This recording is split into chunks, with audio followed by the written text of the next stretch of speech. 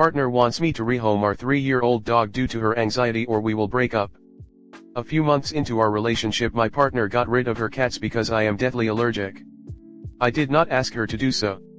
It did get to the point where I couldn't come to her apartment anymore as my asthma and allergies were unbearable. I was on prescription inhalers and allergy meds. They didn't really help. So she made the decision herself to rehome her cats.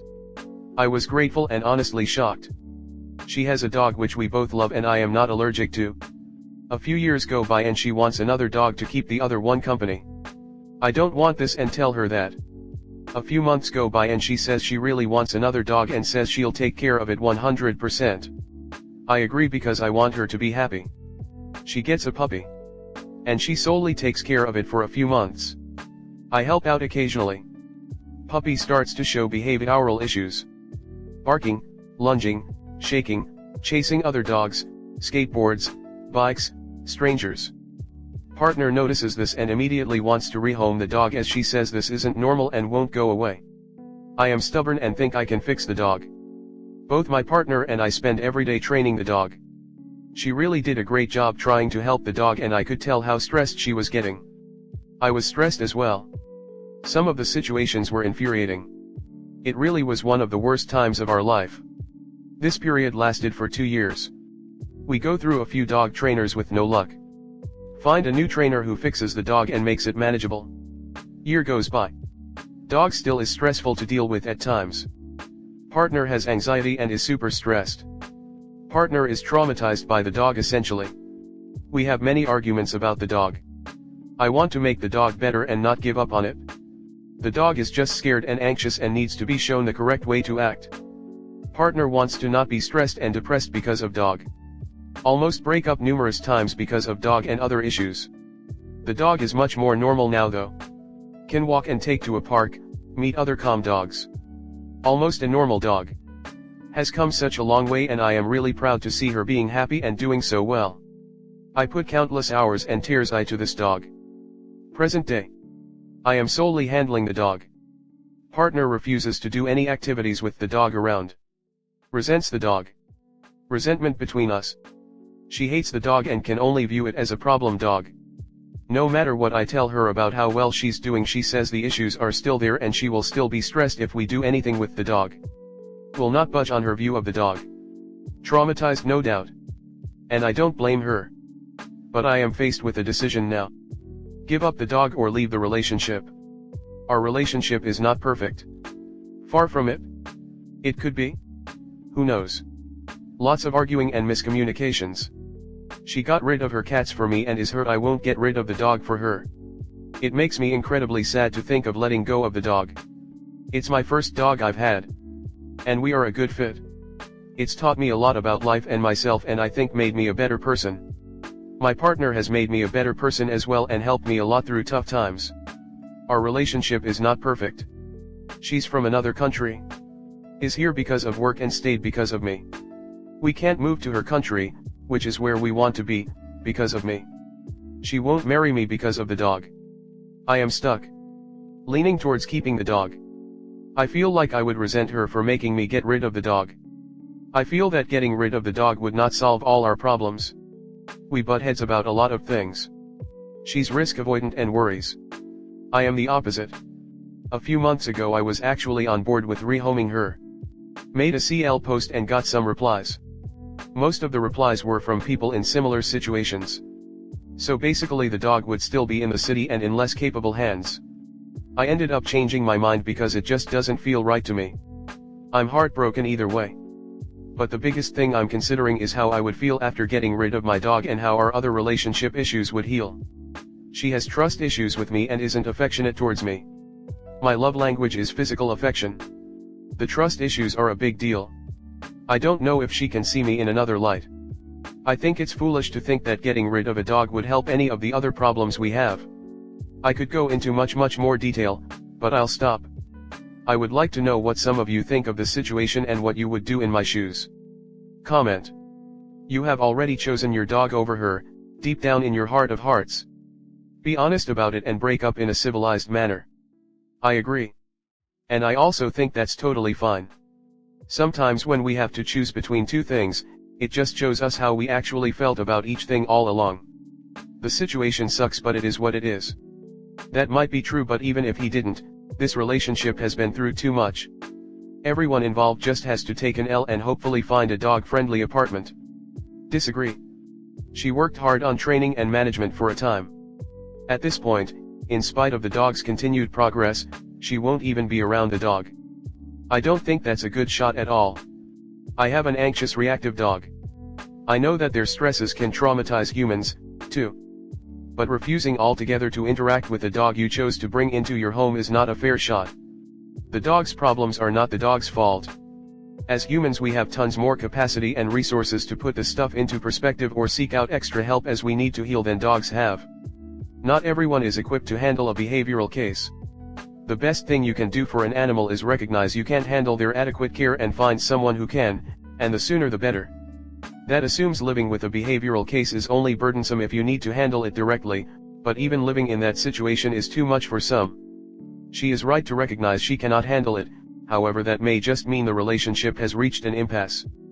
But it's definitely stressful to have a reactive animal in the house even if you don't need to do any of its care. You say the dog is normal now, but still stressful to deal with at times. More stressful than a dog without the issues this dog had. Meaning, is whatever is making the dog stressful to deal with at times related to its previous issues? I come at this from a different perspective, because I've seen rehoming work fantastically well for the dog before. If an animal is anxious, living with an anxious/stressed human isn't fun. Your partner is stressed by and avoidant of the dog isn't stupid. I've seen a dog absolutely blossom after rehoming with people with just different personalities than the previous, loving, BTW, owners, to a point the stubborn anything but rehoming attitude can work against the poor animal too. Why are you guys even still together? Seriously, nothing but issues with you and her. She got rid of her cats for you, which was amazingly selfless. She got a new dog you said you wanted nothing to do with. Dog has really bad issues only a few months in and she doesn't want the stress of it, she just wanted a friend for her other dog. You, a selfish dingus, suddenly want the dog and go through years of training, trainers, probably spend a shit ton of money on the dog you didn't even want, and her anxiety skyrockets and she has trauma with the dog. Dog still has issues 3 years later. Why on God's green earth are you like this? She's given up a lot just to make you happy, and you clearly are choosing the dog over her. Break up and let her live her life and you can continue on with the dog you said you didn't even want. Next story 2. Am I overreacting for considering divorce from my husband over dishes? My husband and I have been married for a little over 6 years, but we've been together since junior year in high school. We have 3 children, twin 3-year-olds and a newborn. I am a stay-at-home mom since contracting long COVID and being unable to keep up with a job that pays enough to cover child care. While home, I am attending nursing school online. I currently do all household management tasks and have done so since we moved in together when we were 17. Even when I was able to work, I still managed the house completely. I've found since becoming ill, however, I have not been able to keep up with everything. The house is falling way behind, the yard is overgrown and I honestly don't even have enough time to take a shower most days. My husband, however, spends a lot of time playing League of Legends or whatever new video game came out while simultaneously leaving passive-aggressive comments about the house. In our last fight, he finally agreed he needed to help more, however every time he helps, it completely impedes on anything I might be doing at the time.